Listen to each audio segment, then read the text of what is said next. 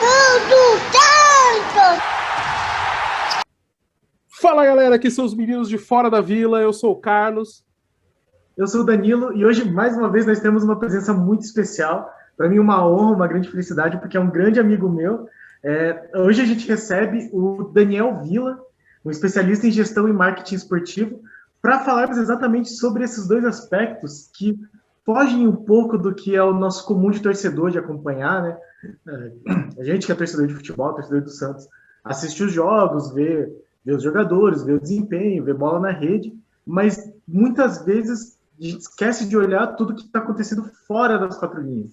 Aqui no canal a gente costuma tentar trazer isso muito para campo, mas para os nossos vídeos principalmente, mas não é muito parte do cotidiano do torcedor. Então, aproveitando que nós temos o Carlos, que já é um especialista nisso, eu trouxe também o Daniel, meu amigo Vila, assim, amigo de longa data, para trazer esse assunto aqui no nosso tema e conversar um pouco sobre ele, para tentar entender por que é tão importante e principalmente o que é que poderia ser melhorado no futebol brasileiro. Assim, eu acho que esse vai ser vai acabar sendo um dos nossos temas, porque, bom, o Carlos, ele já foi dirigente e treinador de um time de futebol americano do Brasil, e o Vila traz muita experiência de esportes que não são futebol, que a gente vê muito pouco divulgados na mídia, mas que eventualmente traz exemplos muito bons, né? Eu, particularmente hoje, vou ser muito mais apresentador do que palestrante, assim. Eu sou só mais um admirador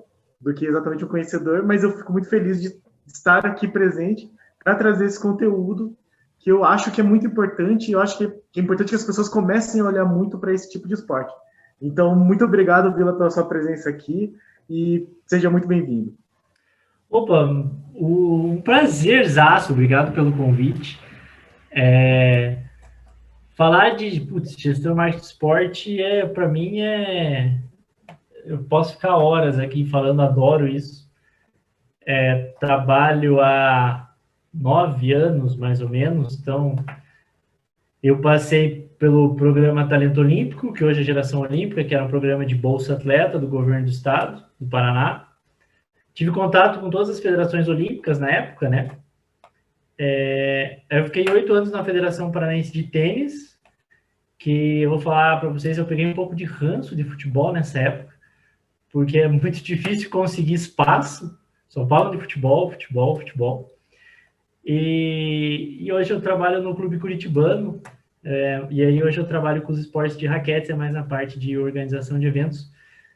Mas eu acho que a estrutura do esporte em si ela é a mesma. Talvez o futebol hoje tenha mais dinheiro e tenha mais problemas, talvez, ou mais soluções, né? Depende aí de como ver essa questão do dinheiro. Mas a estrutura acaba sendo a mesma. Eu acho que dá para ter uma conversa bem legal sobre isso.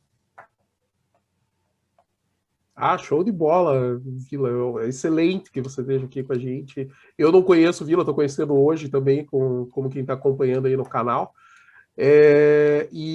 Cara, é um tema assim que eu gosto muito também, cara. Tipo, gestão, a parte de gestão esportiva, a parte de marketing, essa parte que é o bastidor, é o que garante que as coisas deem certo, que elas aconteçam, mas que, como disse o Danilo, o torcedor comum ele deixa um pouco de lado, né? Eu acho até que com a facilidade do acesso que a gente tem hoje, mais informação por internet, podcast e tal, tem gente que olha com um pouquinho mais de interesse, né? Ainda não é, né? Porque o foco é o resultado dentro de campo, né? Se o time tá bem, se não tá. Mas eu também tive uma fase que eu também tive um pouco de ranço de futebol, que foi logo que eu comecei com futebol americano, também em 2016. E ali, cara, é muito ruim porque o espaço no Brasil basicamente é futebol, cara. E daí qualquer outra iniciativa ou por uma curiosidade ou porque a TV tem um contrato com aquele campeonato e daí interessa para eles divulgar, para poder ter mais gente assistindo, que daí é mais dinheiro que eles conseguem dos patrocinadores, ou é porque o Brasil está num bom momento, ganhando medalha, ganhando competição, senão a gente não sabe de nada. E eu tenho que concordar contigo, né? Infelizmente, a imprensa brasileira, nesse sentido, e daí, assim, eu não vou culpar a imprensa, porque o público também faz parte do processo, né? Se o público está comprando isso, é porque está sendo vendido e tem gente com interesse, né? Então, eu também tenho um pouquinho desse pé atrás, assim, em relação a como o esporte, os outros esportes fora o futebol aparecem no Brasil, ou no caso, não aparecem no Brasil, né? E assim, eu tenho a crítica na imprensa, você fala de futebol, tudo bem, mas também o que os outros esportes fazem para mudar isso, né? Porque eu acredito que é muito fácil a gente delegar, mas só falam disso. Mas o que está sendo feito também para chamar a atenção, né, do interesse? Porque é bem o que você falou, se não estão assistindo é porque ninguém quer assistir. Você vai transmitir se ninguém quer assistir, né? Então, é bem por isso. Vocês querem começar de alguma pauta aqui ou posso já mandar uma bomba? Brincadeira. Se você tiver alguma coisa que você acha importante começar, eu tenho aqui algumas coisas que eu quero trazer, mas posso dar o espaço para você antes. Não, eu queria começar, eu acho que o ponto talvez chave, assim, mais importante que eu vejo é que realmente as pessoas não dão muita bola para a gestão, tá? E aí eu posso, sei lá, pode ser o Santos, pode ser o clube que eu trabalho, pode ser a Federação Paranaense de Tênis, pode ser, sei lá, o governo no Brasil, o governo estadual. Eu tenho a impressão, porque eu fui síndico também, eu acho que isso acontecia aqui também no prédio, as pessoas simplesmente tiram o corpo fora, sabe? E a gente não entende como torcedor, como esportista, sei lá, que a gente é parte daquilo. Então, o cara que torce para o Santos, que é sócio do Santos, ele é parte do Santos, ele deveria ser presente nas tomadas de decisões de alguma forma. Às vezes a pessoa não tem tempo para ser conselheiro e participar, mas se você fica de fora, só olhando o que está sendo feito, provavelmente não vai ser feito o que você quer. E eu vejo muito isso. Porque na federação, no clube, teve momentos que a gente tentou abrir para escutar as pessoas. O que a gente pode fazer para melhorar? O que a gente pode fazer para agradar? E às vezes a pessoa não quer responder, não quer se envolver, sabe? Às vezes você chama para colaborar e parece que o negócio assim, não, vai, o cara é presidente, ele que resolve. Isso aqui não sou eu. O cara é síndico aqui, ele que resolve. Aí aumenta o condomínio, o cara vem bater na porta. Pô, mas por que aumentou? Teve reunião, você não foi, votaram, foi aprovado. Acho que para desmistificar assim um pouco essa parte da gestão para quem não gosta tanto assim, talvez como eu e o Carlos, mas eu acho que é importante a pessoa entender que se ela gosta de uma instituição, o esporte no Brasil ele é associativo. E a partir do momento que você está associado, você pode, e é até bom para a instituição, se você participar de alguma forma. Eu acho que esse é um bom jeito de abrir a conversa. Eu falando como sócio, porque eu sou sócio do Santos já faz 10 anos, mas, assim, talvez aí seja uma coisa que falte nos clubes brasileiros, né? A maneira como o Santos gere os sócios, por exemplo, tem relativamente menos espaço do que, sei lá, como é visto em clubes do Rio Grande do Sul. Acho que o Inter e o Grêmio, eles têm uma gestão de sócios mais participativa do que o do Santos. E, tomando o Santos como exemplo também, eu acho que a maneira como o Santos escolhe o presidente é mais democrática que os outros times paulistas grandes. Eu falo isso mesmo sendo sócio e tendo votado uma única vez, em 11 anos que eu sou sócio, e só porque foi uma voto à distância, porque o Santos não tem muita visão para fora de Santos mesmo, mas pelo menos, no caso do Santos, o presidente é escolhido pela maioria de votos dos sócios. Para mim é o jeito que deveria ser todos.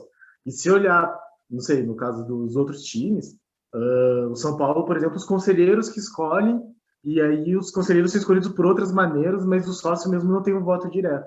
Então eu acho que talvez o começo seja para tentar uma participação maior, e eu não sei, assim, ouvindo você falar, né, eu pensando, mas como que eu, sócio, poderia participar? É muito difícil. Da minha experiência pessoal como sócio de Santos, muito mais dar dinheiro do que efetivamente conseguir um espaço, assim. Então, talvez eu acho que falte um pouco dessa visão na maneira como os clubes gerem, ou conseguir colocar isso dentro dos clubes.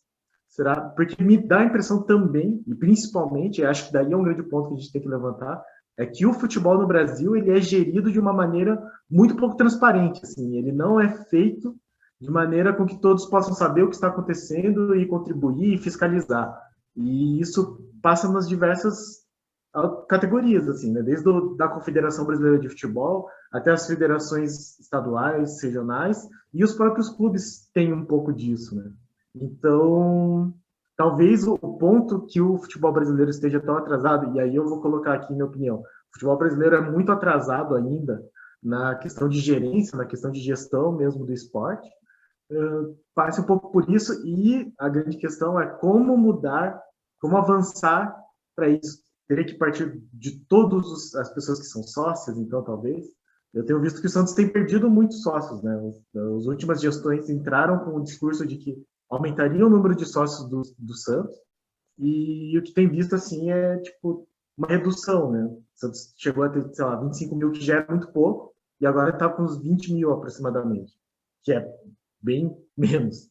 Então, não sei, assim, acho que é um grande ponto para começar a pensar no futebol, como no futebol brasileiro especificamente, né?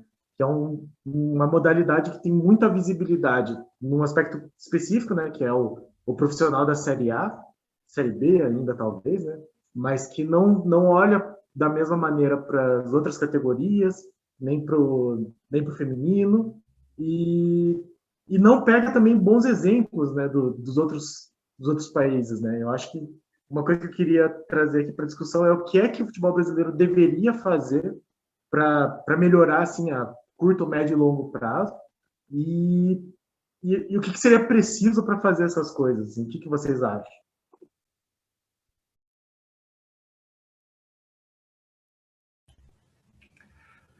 Olha, são boas perguntas, né? Eu sei que de cabeça, eu vou te falar que há uns 2 meses atrás eu ia responder essa pergunta, clube empresa, mas eu já mudei completamente de opinião. Eu tenho uma lida, uma pesquisada sobre isso também, e não tem referências boas, né, no mundo inteiro, não é no Brasil, apesar de que tem um outro caso de sucesso, mas aqui no Brasil aparentemente não tem dado certo quando é feito. Olha, eu penso que teria que começar de alguma forma pela CBF, sabe? Eu trabalhei na federação, então eu acredito muito que essas instituições elas tenham a possibilidade de fazer realmente alguma coisa, sabe? De fazer um trabalho legal em prol do esporte. Recentemente eu até conversei com um amigo meu que trabalha na Confederação Brasileira de Tênis de Mesa. A CBTM fez um trabalho sensacional com tênis de mesa e tal.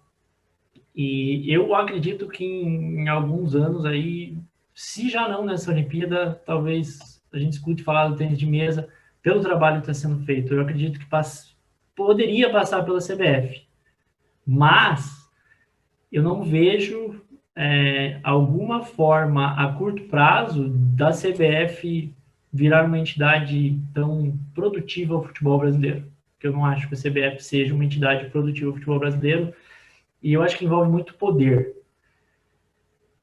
O segundo passo, talvez fosse, com essa ideia de criar uma liga agora, né? Talvez os clubes se unirem, criar uma liga. De repente, pode dar certo. Mas, de novo, né? Os clubes envolvem muito essa questão do poder e do dinheiro. Então, eu tenho minhas dúvidas se a liga vai funcionar, se vai funcionar do jeito que deveria, porque falta alguém pensar no esporte coletivamente, né? É muito pensado no meu clube aqui, ninguém pensa no futebol como coletivo. E, cara, a gente tomou 7-1 em casa na Alemanha e isso não serviu para chacoalhar, né? Eu não sei por onde poderia começar essa mudança no futebol. Eu imagino que esses dois aí seriam um caminho.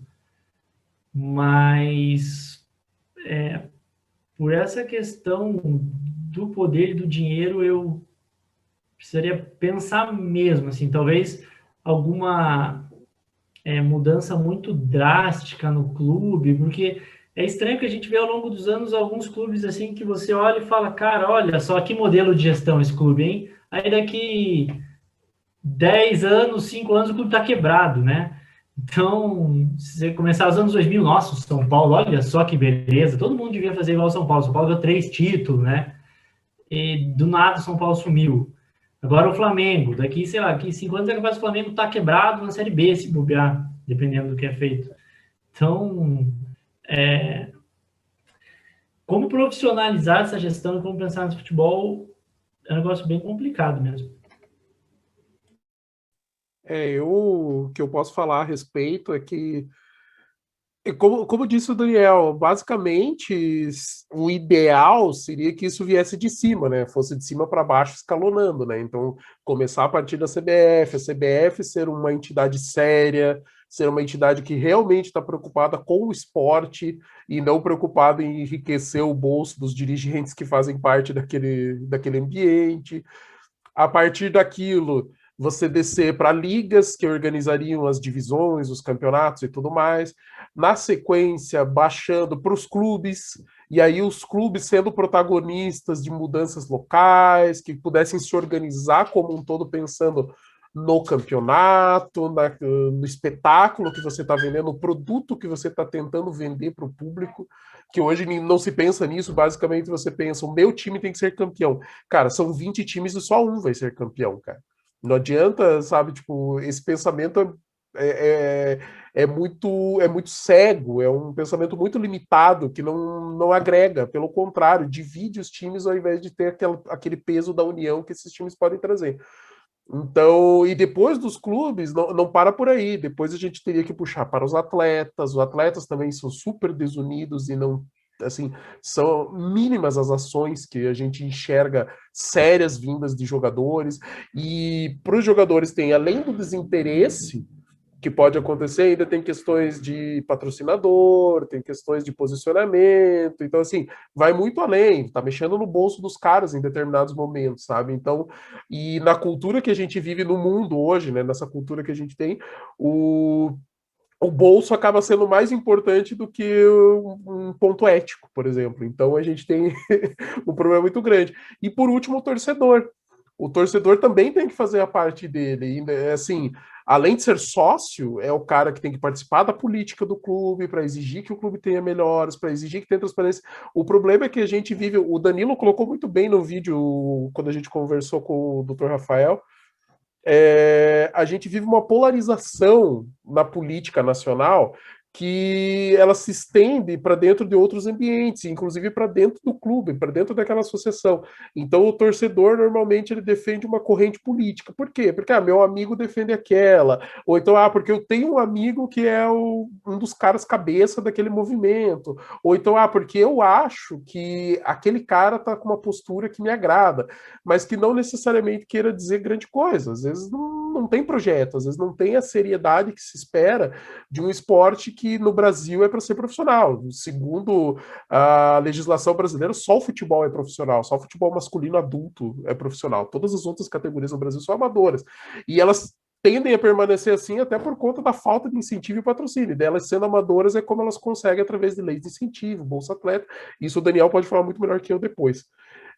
Então, eu acho que assim, todo mundo tem que fazer, só que daí cai naquilo que o Daniel falou, que é exatamente o interesse. Quem que está interessado em, tipo, eu vou além? A gente não está, de verdade, nós, assim, eu vou falar como nós brasileiros, eu não vou falar de outros países, porque eu tenho pouca experiência internacional, mas nós brasileiros, a gente é muito desinteressado pela política, e eu entendo a gente ser desinteressado, porque, cara, é muito roubo, o nosso dinheiro vive sendo desviado, a gente não tem os serviços básicos com a qualidade que a gente merece, então tudo isso leva a gente a ficar naquela impotência, e a gente fala, cara, eu não vou me estressar com isso, porque minha vida já é estressante o suficiente, eu tenho que trabalhar pra caramba para conseguir pagar os meus boletos para poder sobreviver nesse mundo. Então, você acaba, tipo assim, mais um negócio para me preocupar, mais um negócio para me cansar. E isso, nos aspectos da vida, acaba tirando o nosso interesse. Só que, cara, enquanto a gente não decide fazer a nossa parte, e assim, cara, é um exercício diário, você não precisa ver todo dia o noticiário e se estressar com isso, cara, mas você precisa pelo menos ter noção do que está acontecendo. Você precisa ter noção de em quem você votou, o que ele está fazendo ou não. E isso vale para dentro do clube, porque lá dentro é uma política, numa escala menor, mas também é uma dinâmica igual à política. Existem candidatos, existem grupos, e você vai apoiar, e daí depois você vai cobrar aquele que você apoiou, né? Você vai falar, pô, cara, você tinha prometido isso, e aí? Você tinha dito que ia organizar as finanças do time, você pelo menos tentou, ou você só foi lá de bonito para dizer que tem o cargo? Porque tem muito cara que se elege só pro ego de dizer eu fui presidente do time, do meu time, de coração, cara. E não é assim, cara. A gente precisa de pessoas com a cabeça um pouco mais profissional. Eu vejo com bons olhos, voltando mais agora para o campo do futebol, eu vejo com bons olhos quando os presidentes têm um olhar um pouco mais profissional e contratam profissionais para cuidar do futebol. Aí a gente vê um CEO experiente, às vezes nem no futebol, mas é um CEO com bagagem de grande empresa, que sabe como organizar a parte administrativa, a parte financeira. Aí ele contrata um cara que entende de futebol e fala, cara, o futebol é teu, cara. Da mesma forma que você pode se dar muito bem, se você não se der, eu, como CEO, que estou te pondo aqui dentro, vou te cortar, vou te cobrar. Tipo, a torcida vai cobrar, os outros diretores e conselheiros vão cobrar junto comigo. Então, existem algumas iniciativas, só que, cara, elas são pontuais. É bem o que o Daniel falou. Agora a gente tem o Flamengo numa fase boa, super bem financeiramente, organizado administrativamente. Todo mundo quer ser o Flamengo agora. É aquela vibe do momento. Da mesma forma que todo mundo já quis ser o São Paulo lá atrás, agora todo mundo quer ser o Flamengo. E se o próximo presidente do Flamengo falar, cara, agora nós estamos bem, eu tenho dinheiro, cara, quer saber? Eu vou trazer uns 3 caras aí da Europa, tô nem aí, vou dar um jeito de pagar pra não sei o quê. Em um ano quebra o Flamengo, cara, sabe? Traz um técnico renomado do exterior, aí traz 3 jogadores assim que vão custar 5 vezes o que o Flamengo já tem, o nível dos jogadores que o Flamengo tem, que já é espetacular para o cenário nacional e espetacular para muitos campeonatos menores também em outros países, e daí quebra tudo e aí? Acabou, foi pontual. A gente teve uma sequência ali de algumas gestões que trabalharam para o clube ser bom, né, tanto dentro de campo quanto fora dele, e daí vem um e fala, pelo ego do título, eu vou tentar, e, cara, quebrei o time. A gente tem quantas histórias, cara? Cara, todo time de futebol tem a sua história do seu presidente que quebrou seu time, cara. Por quê? Porque achou que ia ganhar algum título, que ia fazer alguma coisa espetacular e tal. Então, assim, eu tenho muita reticência com Liga, eu tenho muita reticência com o CBF, eu tenho muita reticência com as organizações que os times têm políticas, mas eu também sou um otimista no sentido de sempre que a gente vê alguém fazendo um pouco diferente, eu abraço, sabe? Então, assim, hoje eu estou abraçando o Rueda no Santos, que parece estar organizando a casa, eu abraço o presidente do Bahia, o anterior, que era o Guilherme Belintani, por conta dele fazer várias ações, assim, do lado de cunho mais social, pegar umas causas, assim, que ninguém... Tipo, que são importantes, mas que as pessoas normalmente não associam com o futebol, ele abraçava e falava, o Bahia banca isso, sabe? Então, quando eu vejo coisas positivas, eu tô dentro. Quando eu vejo as coisas negativas, é só mais do mesmo, que basicamente, infelizmente, é a regra que a gente tem aqui no Brasil. E não é só no Brasil, tá? Eu falo do Brasil porque do Brasil a gente pode falar, né? A gente pode falar muito bem porque a gente está aqui acompanhando, quem acompanha o esporte conhece as histórias. Veja o Cruzeiro, veja o Vasco, veja o Botafogo, o Fluminense, o próprio Santos, os presidentes anteriores, como é que foram. A gente pode falar aqui, e é só tristeza no assunto. Então tem muita coisa para se analisar, muita coisa para se pensar, e eu acho que cada um tem que tentar fazer a sua parte, sabe? Você fala, cara, mas eu sozinho não adianta, cara, só que você, com mais 5, 6 lá dentro, tentando fazer uma coisa diferente, você já começa a formar um grupo, e o grupo começa a ter mais voz, mais força, e alguém vai escutar a tua voz. E se aquele alguém for sério, ele vai abraçar e falar, não, vamos junto que nós vamos fazer esse negócio dar certo. Então, e aí esses tipos de temas são interessantes, principalmente quando a gente pensa na CBF como um órgão assim que é absolutamente corrupto. Se nós pensarmos que dos últimos presidentes, o Teixeira é banido do futebol, o Marinho foi preso, o Marco Paulo Donado não pode nem viajar, senão ele é preso também, e o Rogério Caboclo está aí afastado por assédio sexual. Então, é um órgão que, na minha opinião, deveria ter algum tipo de intervenção política de fato, mas eu não vejo isso acontecendo, para que efetivamente se mudasse alguma coisa na maneira como o futebol é gerido no Brasil. E aí eu vou trazer, assim, fazer um pequeno desvio para a gente discutir um pouco sobre a questão dos esportes femininos de um modo geral. Assim.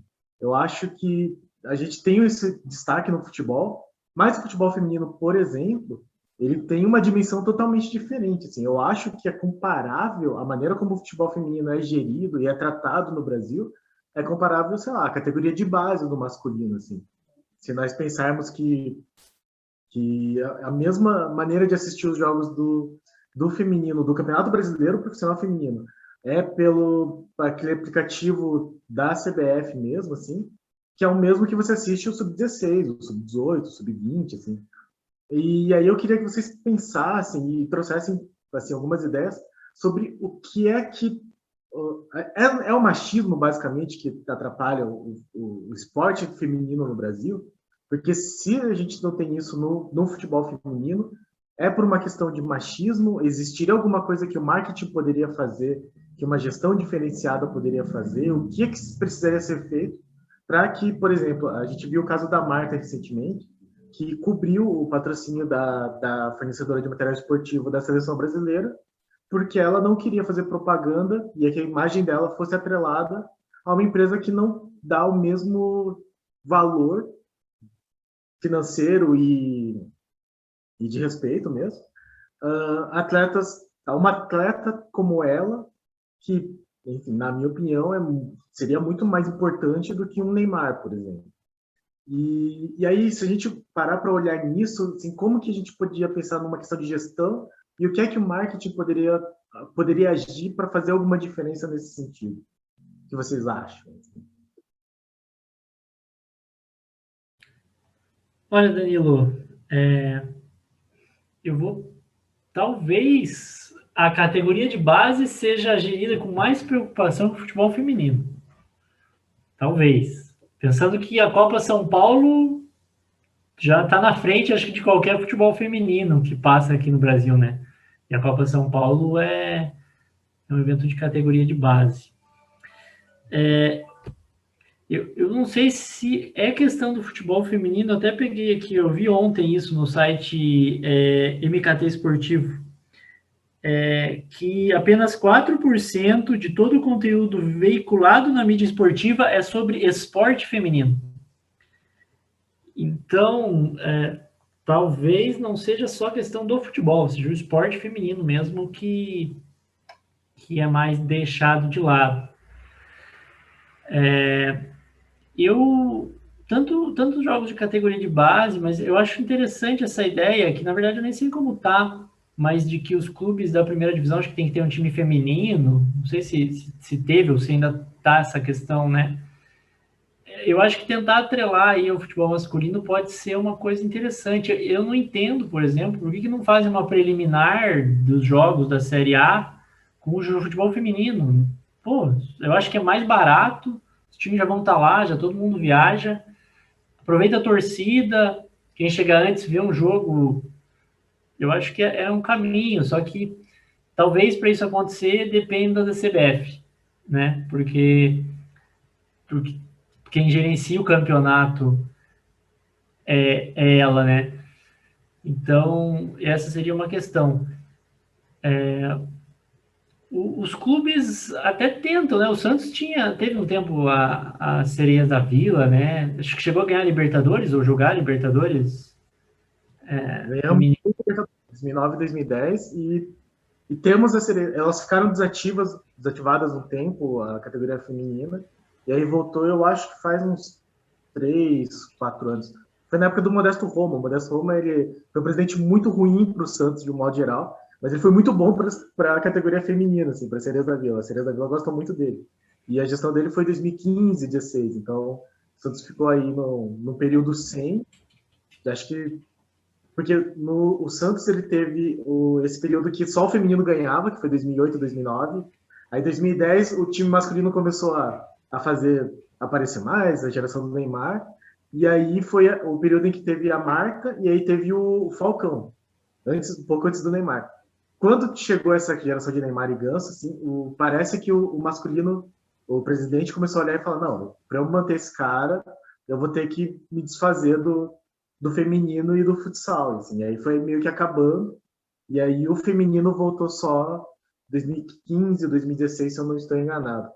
E aí, é interessante que você falou, assim, que existe, de fato, essa regra, ainda está em vigor, se eu não me engano, de que os times da primeira divisão precisam ter um clube, um segmento feminino, né? Ou tem que ter um time profissional feminino. O que acaba acontecendo é que muitas vezes eles ou fazem parcerias, né? O Corinthians teve isso muito tempo com o Audax, então era o Corinthians Audax. O Corinthians dava a marca lá, mas não geria efetivamente, não pagava os salários nem nada. Coisa que o Santos, por exemplo, sempre teve. Quando o Santos teve time de futebol feminino, sempre foi o Santos que geriu.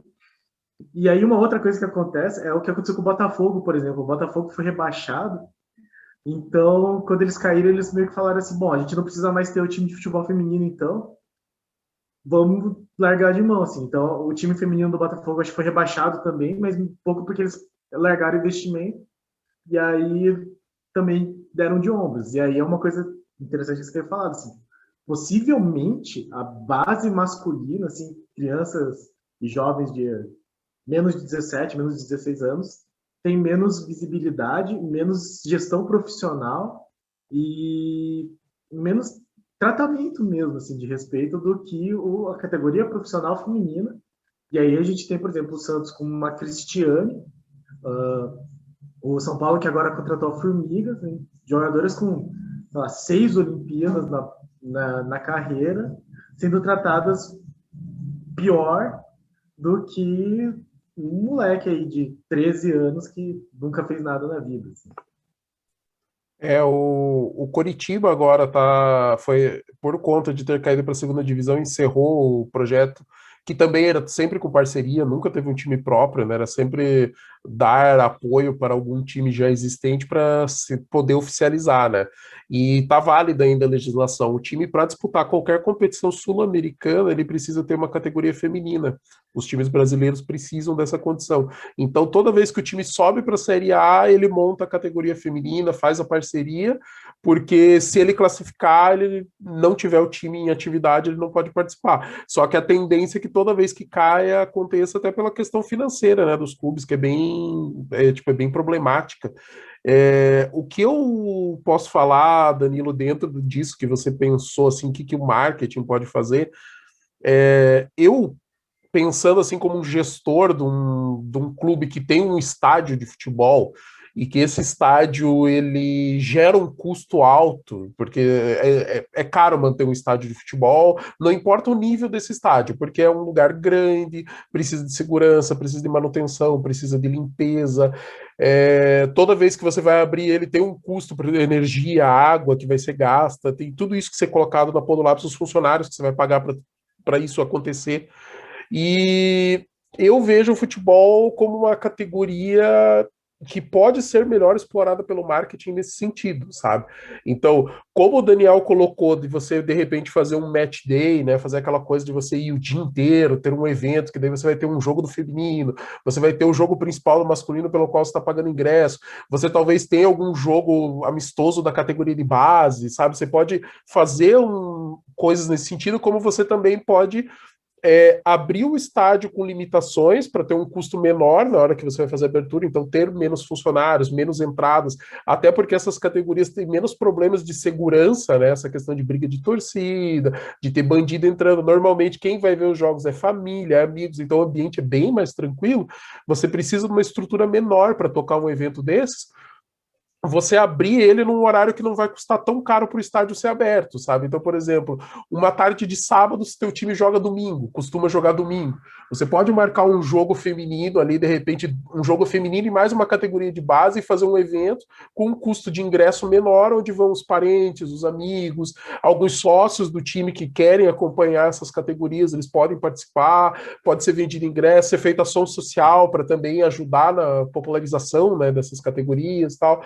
E você acaba reduzindo o custo, porque se você, digamos que para um evento grande, você gaste 100 mil reais para abrir teu estádio, para conseguir tocar, mas para um evento pequeno, mais controlado, você consiga gastar talvez 20, 30 mil. Se você conseguir, com promoções, ingressos, mais o que é vendido dentro do estádio e tudo mais, cobrir um pouco desse custo, digamos que num evento ali que vai custar 30 mil, você consiga levantar 50, você, em teoria, está com 20 mil de lucro.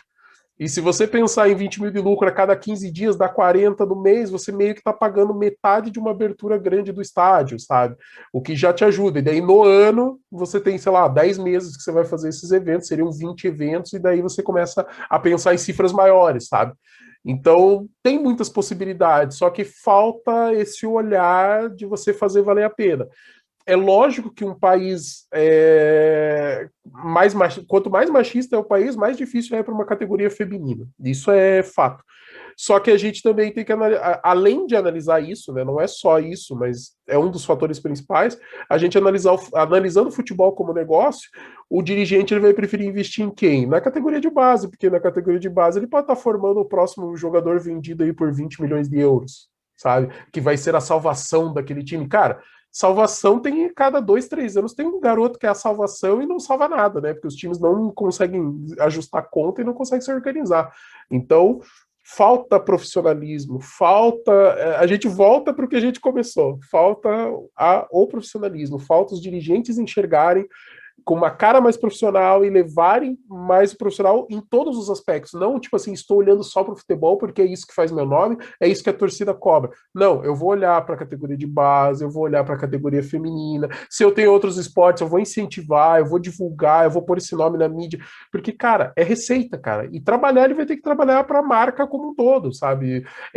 O futebol, ele é muito gerido assim, como se eu tivesse uma fábrica de automóveis e eu só quisesse vender um carro, sabe? Que é o futebol profissional masculino.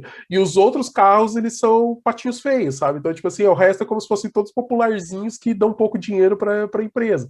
E se ele começar a olhar com o potencial desses carros se tornarem carros melhores, que vão ter uma busca maior e que vão trazer um retorno financeiro maior, o cara, em médio e longo prazo, ele vai ter retorno. Em curto prazo, talvez ele tenha algum retorno de mídia, de alguma ação diferente, mas é um trabalho que tem que ser contínuo. Da mesma forma que a gente prega planos contínuos para os clubes profissionais masculinos, que a gente quer que existam continuidades nas políticas administrativas, continuidade naqueles projetos de longo prazo, né? Você enxergar onde que teu clube vai estar daqui 5, 10, 30 anos para existir um norte para as administrações seguirem, essas outras categorias também precisam disso. Senão não adianta, cara, é tiro no escuro, às vezes vai dar certo, às vezes não vai, você só vai jogar dinheiro no ralo e vai acabar com o sonho de 20 atletas que gostariam de estar jogando um campeonato por aquele time, que às vezes é o time do coração delas, e que elas pensam, finalmente eu vou poder fazer isso. Joga um ano, no ano seguinte não tem mais emprego, vai ter que viajar para outro lugar, vai ter que mudar toda a estrutura, ganhando pouco, porque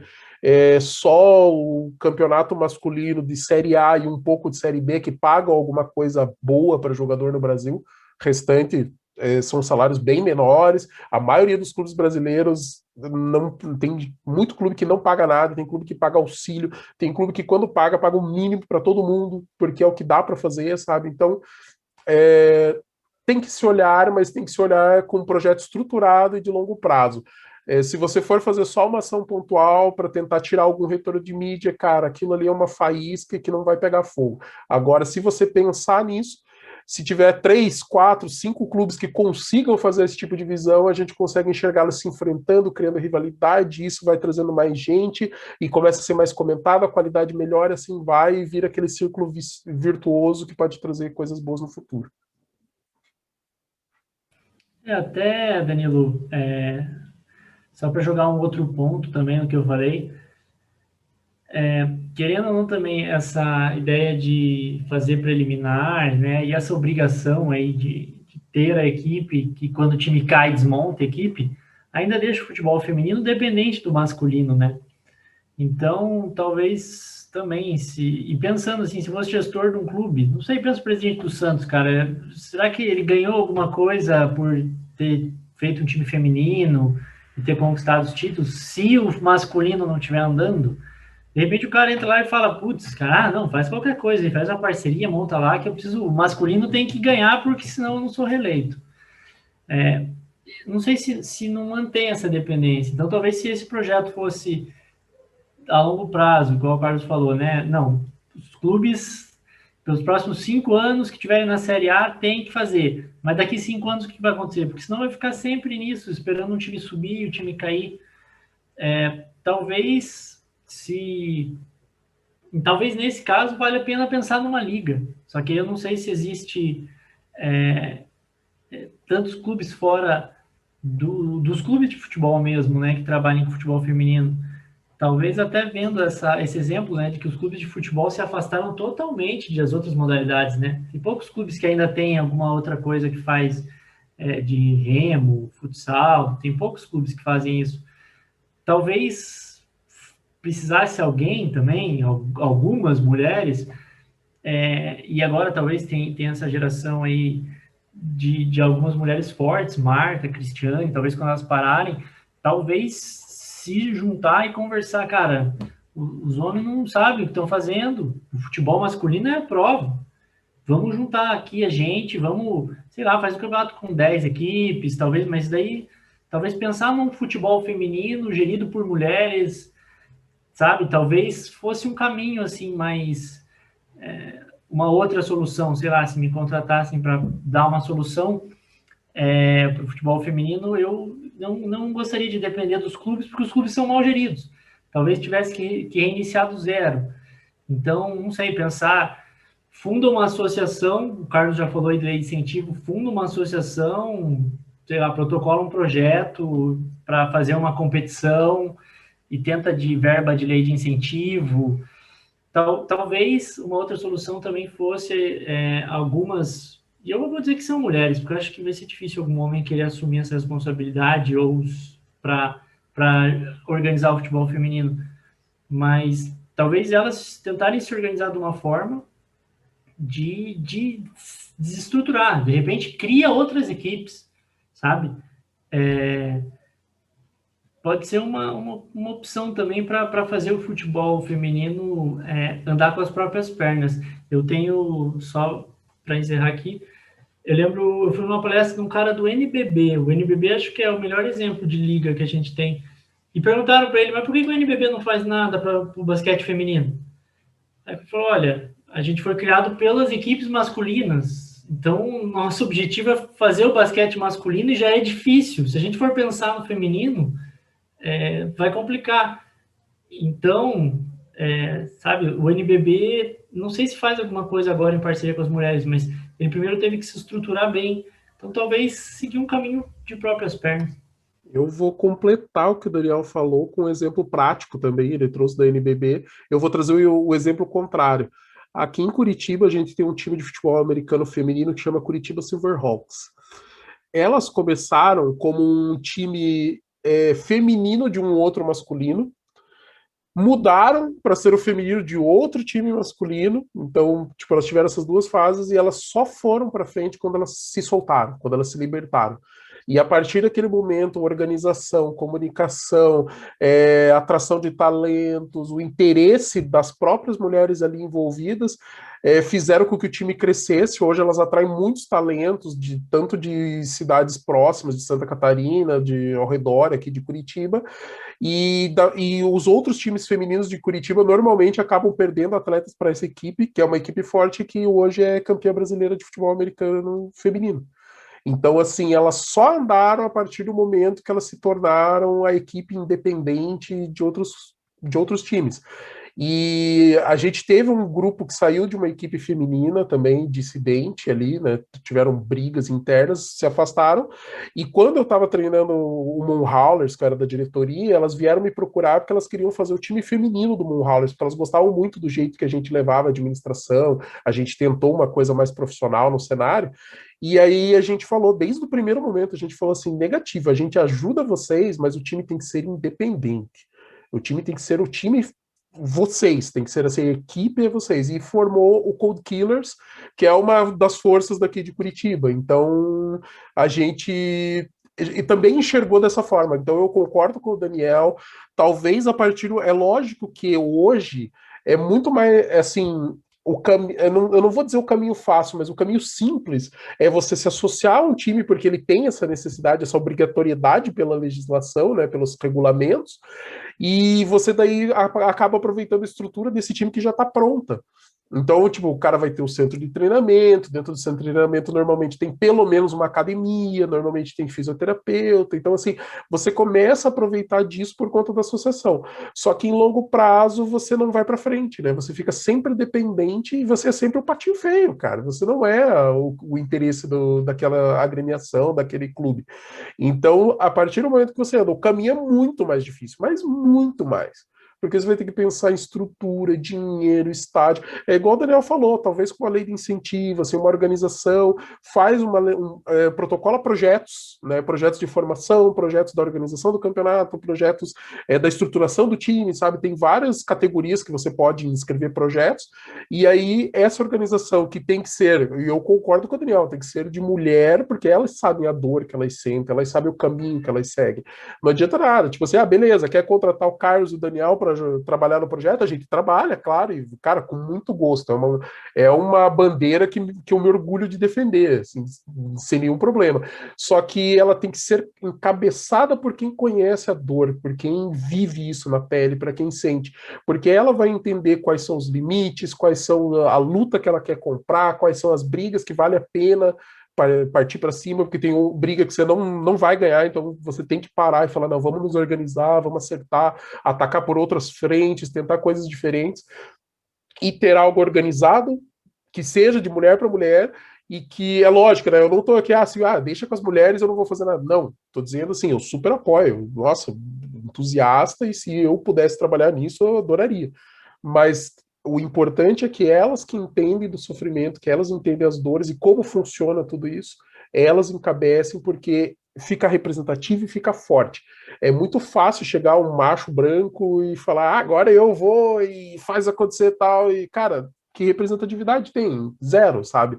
Isso daí, para talvez, é lógico, eu posso ser um puta do gestor, fazer e acontecer mesmo, e fazer assim, nossa, vou fazer, trazer meu melhor para que elas tenham um cenário, mas é menos representativo do que, de repente, a gente pegar a Formiga. Ela deu uma entrevista esses dias, né, porque ela tá indo para a 7ª Olimpíada dela, vai ser recordista, e ela falou, eu terminando de jogar, que ela vai se aposentar depois da Olimpíada, acho que ela deve ter contrato talvez até o fim do ano com o São Paulo, ela falou, a hora que eu parar eu não consigo sair do futebol, então talvez pessoas como a Formiga, como a Cristiane, como a Marta, e as anteriores que já estão aí trabalhando dentro de confederações, dentro de clubes, sendo técnicas, dirigentes, esse cenário começa a se desenhar para logo a gente ter uma coisa positiva nesse sentido. E eu vejo com muitos bons olhos, cara. Eu até já encabecei algumas ideias que determinados times que estão indo por água abaixo já deveriam abraçar o feminino, deixar o masculino de lado e, cara, vamos embora com a nossa marca e ir para cima. Pois é, eu acho que, assim, tem casos de sucesso no futebol feminino que conseguem se desvencilhar um pouco dessa dependência do clube masculino, né? Eu penso assim no Iranduba, que é um time de Amazonas que só tem o feminino, e o feminino está na primeira divisão faz muito tempo, e é um projeto desses, acho que são 2 irmãs, eu não sei se é o Iranduba ou se é o Minas Brasília, mas tem uma história que são tipo 2 irmãs que queriam jogar bola, e aí foram lá e fizeram um time, e esse time está tendo destaque. O Kinderman também é um time que sempre teve destaque no futebol brasileiro. E um caso muito interessante é o da Ferroviária, que hoje o time feminino é uma potência nacional e o masculino é um time de, enfim, segunda categoria aí dos times paulistas mesmo, né? Ele está lá na primeira divisão do Paulista, mas está na Série D, acho que do brasileiro, enquanto o feminino da Ferroviária é campeão da Libertadores, jogou a final do Brasileiro com o Corinthians, mete pau no Santos toda vez que pega ele no mata-mata. A gente vai pegar elas e provavelmente vai perder de novo, porque é isso que acontece com o Santos. Então, eu acho que talvez tenha que passar um pouco por isso, né? Por essa discussão de que, tipo, não dá para... É que é complicado você falar, assim, num país que nem o Brasil, que olha qualquer outro esporte que não seja o futebol masculino ou profissional de uma maneira meio em segundo plano, né? Mas o futebol feminino é futebol. Todo mundo que gosta de futebol tem que assistir futebol feminino, assim, não tem por que você querer achar defeito num esporte que você diz que gosta, assim, né? Então, a gente vê muita gente falando, assim, tipo, que que não é legal e tal, mas não faz sentido se você gosta de futebol mesmo. E talvez a coisa toda seja uma gestão ruim de um produto bom, né? Que o futebol, a CBF não ajuda o futebol feminino em nada. É muito ruim, os horários dos jogos são ruins, as transmissões são horríveis, e pelo menos tem, assim, porque até o ano retrasado, assim, você não conseguia assistir os jogos, era um ou outro jogo que passava em alguma plataforma estranha, e eventualmente o jogo importante passava na TV a cabo. Pelo menos agora, todos os jogos são transmitidos pela plataforma horrível que a CBF tem contrato lá, né? Que é o Eleven Sports, antigo Maicujo, que era um nome bem esquisito também. E que é o que faz a transmissão de todas as categorias de base. Assim. Então, é isso. O feminino ele não é tratado como um profissional. Assim. Ele é relegado a um plano de categoria secundária, sendo que é um futebol, um esporte profissional, com pessoas profissionais, e aí talvez seja um pouco disso de você ter lá pessoas que, por exemplo, mulheres, principalmente, né? O Santos agora finalmente vai ter uma sequência de treinadoras aí, porque o ano passado inteiro foi o Guilherme Judice, que eu particularmente não gostava, mas a gestão acaba sendo por homens, no fim das contas, né? Se são atrelados a clubes. Então, pois é, talvez o Santos e os outros times precisassem se desvencilhar disso, talvez as ligas precisassem ser criadas por mulheres mesmas, mas talvez passe um pouco também pela maneira como o esporte é divulgado, porque, assim, se você tem um esporte que é considerado o esporte nacional, que é o futebol, não teria motivo para você tratar diferente esse mesmo esporte, só porque ele é praticado por mulheres. Então, eu acho que a discussão talvez passasse um pouco por isso. E aí, assim, já para terminando, assim, eu só queria perguntar para vocês, assim, o que vocês achariam de interessante ou ideias boas que vocês viram em outras modalidades, em outros esportes e que poderiam ser trazidos para o futebol nacional, tanto masculino quanto feminino.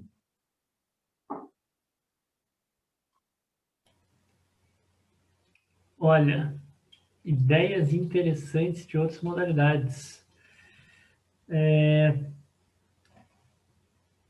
Eu gosto muito, e aí eu sei que para fazer isso aqui no Brasil tem uma série de questões, mas o modelo da Premier League de equilíbrio, de questão de distribuição de dinheiro, eu acho sensacional. Eu acredito que a questão do equilíbrio é fundamental. Então, é muito disparelho jogar futebol hoje. Então, tudo bem que o Campeonato Brasileiro é equilibrado, mas os times sobem da Série B para cair, basicamente. É difícil essa parte financeira. E eu acredito que tinha que ter mais equilíbrio. Eu acho que essa é uma das coisas que a CBF teria que fazer, ou as ligas, mas eu também entendo que é difícil, porque os times com mais dinheiro e mais torcida vão reclamar, mas eu acredito que teria que ser alguma coisa assim. Cara, eu não sei se vão me crucificar por falar isso, porque lá atrás, quando eu era criança, eu achava pontos corridos sensacional. Eu acho péssimo hoje. Eu acho que eu acho que não encaixa no futebol, não sei. Eu acredito que teria que ter um mata-mata aí no Campeonato Brasileiro. Eu sei que a Copa do Brasil já faz isso, mas não sei, acho que talvez pensar alguma coisa assim. Eu gosto da questão dos esportes americanos, porque eles não ficam presos, sabe? A gente está falando de futebol feminino agora. Eu tenho minhas dúvidas se o futebol feminino não precisava de alguns ajustes de regra, sabe? Porque é basicamente dar uma bola para as mulheres jogar. No vôlei a rede é mais baixa, a bola às vezes é diferente. No basquete a tabela é diferente. E no futebol feminino elas jogam exatamente a mesma coisa. Sim, todos os outros esportes têm adaptações, sabe? Não sei se de repente o futebol feminino talvez tivesse que criar uma liga própria para fazer uma regra própria, para talvez deixar o esporte mais atrativo, sei lá, jogar com 10, no campo menor, não sei. Eu gosto dessas ideias dos esportes americanos, que eles fogem muito de regras mundiais. Eles vêm ali, cara, isso aqui não é interessante para a gente, não vai ficar legal. Vamos adaptar essa regra. E acho que isso especialmente futebol feminino. Acho que podia encaixar bem, sabe? Só trazendo aí uma discussão com outra modalidade, em 2019 a gente fez um curso de beach tênis, né? Uma modalidade nova aí que a Federação Internacional de Tênis abraçou e todo mundo pegou. O beach tênis é muito praticado, mas não consegue ir para a televisão porque a televisão não quer transmitir, porque é ruim de transmitir. Porque ninguém vê a bola, o jogo é muito rápido e ninguém mexe nas regras para tentar deixar o esporte mais atrativo para a transmissão, mas ficam querendo mais dinheiro. Então, eu acredito que em alguns momentos tem que pensar assim, será que essas regras, o mundo inteiro joga assim, cara, mas será que o mundo inteiro jogando assim, a gente jogar diferente vai ter problema? Né? Acho que a NBA tem uma série de regras que a FIBA não segue, a Major League Baseball também, a NHL também. Eu gosto muito dessa ideia de você não ficar engessado em umas regras mundiais, assim. Acho que seria isso. Vou deixar o Carlos falar enquanto eu penso mais alguma. Eu vou entrar nessa questão de regra. Para quem não, eu acompanhei, mas eu até porque eu jogava vôlei e o vôlei teve uma mudança de regra e ela foi muito benéfica para o esporte poder ser melhor aceito na TV. Eles fizeram, a Federação Internacional bancou a mudança de regra para os jogos poderem passar na TV. Por quê? Porque antes existia vantagem antes de você fazer o ponto. Você não fazia o ponto direto. Você tinha que primeiro recuperar a posse de bola para depois, num ataque, você fazer a pontuação. E, cara, isso deixava o esporte muito lento. Os jogos eram longos, cara. Então, assim, fica cansativo. O esporte, quando é muito longo, que toma muito tempo, é cansativo. Então, eu gosto dessa ideia também do Daniel. Eu não tô aqui para inventar a roda, eu não vou ser o cara que vai, vamos mudar, não sei o que e tal. Mas, cara, faz sentido quando você tenta dar mais atratividade para o esporte, para ele poder ser melhor aceito pela TV. Sendo melhor aceito pela TV, é melhor aceito por patrocinadores e pelo público. É automático, cara. Então, é legal se pensar, né? Tipo, você pegar e falar, o que nós podemos fazer? Esse esporte dá para melhorar alguma coisa ou não dá? Senta e discute, cara. Vai aparecer ideia de tudo quanto é jeito. Algumas vão ser boas e outras não. Tem ideia que você vai testar e vai ser um lixo. Tem ideia que você vai nem testar, porque já de cara você já vai descartar por algum problema. Mas tem ideia que pode emplacar e ser muito boa e resolver.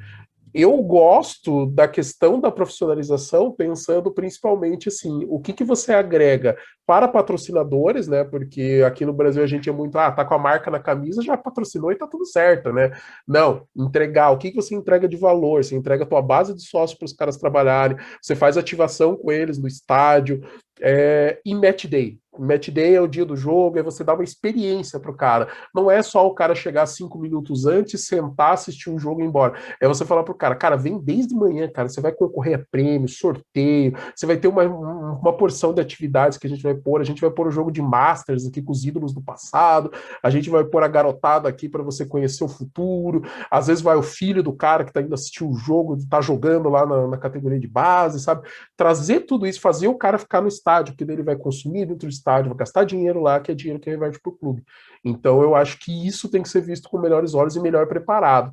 Hoje a gente, assim, alguns times estão um pouco além, mas a gente ainda está muito aquém da experiência, principalmente da europeia e da americana, que são outros níveis, né? Tanto pela cabeça mais profissional, quanto pela estrutura, também sempre pensando em marketing, negócio e o que pode entrar para os clubes, né?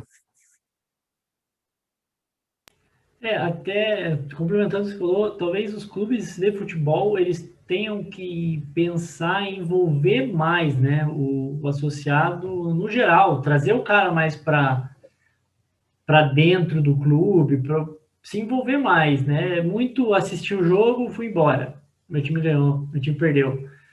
E aí acaba que às vezes seu time começa a perder muito, você fala, eu tenho mais o que fazer, cara, vou parar de comprar isso aí. Então, acho que é bem isso mesmo, envolver mais, às vezes, uma demonstração de um posicionamento, um projeto social, talvez ser mais que um time, exatamente, ser mais que um time de futebol, né, que o Carlos falou lá, que é empresa de carro que só vende um carro. Né? O clube de futebol em si, ele tem tanta... poderia ter, né, tanto braço, tá em tantos lugares, assim, tá tão envolvido com a sociedade, com o seu torcedor na sociedade, ele fica muito limitado a jogar bola, mostrar o futebol, tentar ganhar o jogo. E se ele pudesse fazer isso, eu também acho que seria muito produtivo. Pois é, então, e aí, assim, já terminando aqui a conversa, é só que eu acho que essa questão que eu lembro que teve uma discussão mesmo sobre só voltando um pouco no que você tinha falado antes de mudar as dimensões do campo, por exemplo, adaptar para o futebol feminino, adequar para o futebol feminino. Eu acho que é uma discussão que poderia ser feita desde que pelas pessoas que estão jogando, assim, né? Então, acho que poderia ter um estudo, assim, para ver se efetivamente isso melhoraria o esporte e se melhoraria principalmente a atuação das atletas em si, né? Então, eu acho que, assim, quando eu li a primeira vez, achei que não cabia, não fazia sentido, mas, na verdade, quem tem que decidir são elas. Assim, a minha opinião sobre isso é, se as atletas todas juntas decidirem que é melhor para todo mundo que isso seja feito, acho válido, assim, não acho que teria que ser uma coisa estática. É isso, galera. Assim, a conversa tá rendendo, podia render muito mais, cara, mas a gente também, senão o programa fica muito longo e daí vai ficar cansativo. Então vamos fazer o seguinte: a gente convida o Daniel de novo, a gente aborda algumas outras coisas que a gente não pôde falar hoje e tocamos o barco. Obrigado para você que assistiu, acompanhe a gente aí nas redes sociais, continue seguindo os Meninos de Fora da Vila, que vão sempre trazer novidades. Um grande abraço. Obrigado, Vila. Muito obrigado pessoal que assistiu. E, pô, espero que tenham gostado. E tragam perguntas, tragam comentários para a gente conseguir melhorar assim, a discussão, né? Beleza, obrigado aí pelo convite, adorei a discussão e realmente aí, se o pessoal trazer perguntas, a gente faz mais uns episódios aí debatendo sobre isso, eu vou adorar. Obrigadão, Vila. Obrigado a todos vocês, um grande abraço, curta e comente, compartilhe. Até mais.